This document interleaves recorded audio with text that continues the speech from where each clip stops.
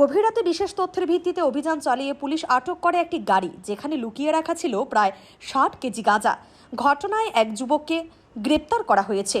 গ্রেপ্তারকৃত যুবকের নাম সেন্টু চন্দ্র দাস, বাড়ি মলয়নগর রেন্টাস কলোনি এলাকায়।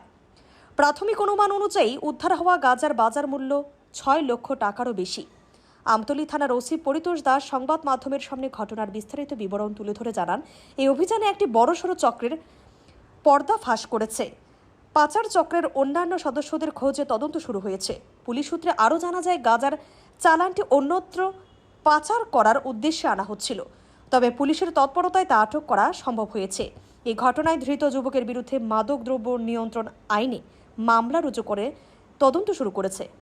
সন্ধ্যার সময় আমাদের কাছে একটা ইনফরমেশন আসে যে একটা মারুতি সুইফট গাড়িতে গাঁজা মজুদ আছে এবং পাচারের উদ্দেশ্যে নিয়ে যাচ্ছে। এই খবরের ভিত্তিতে আমরা খাটালতলী অ্যাপ্রোচ রোড রেল স্টেশনের কাছাকাছি বাইপাসে আমরা TR01 BK0593 একটা মারুতি সুইফট গাড়িকে আমরা আটক করি এবং গাড়ির ড্রাইভার সেন্টু চন্দ্র দাস এই গাড়িতে তল্লাশি চালিয়ে আমরা মোট 4টি ব্যাগে 60 কেজি গাঁজা, শুকনো গাঁজা উদ্ধার করেছি এবং যার বাজার মূল্য আনুমানিক 6 লক্ষ টাকার মতো হবে।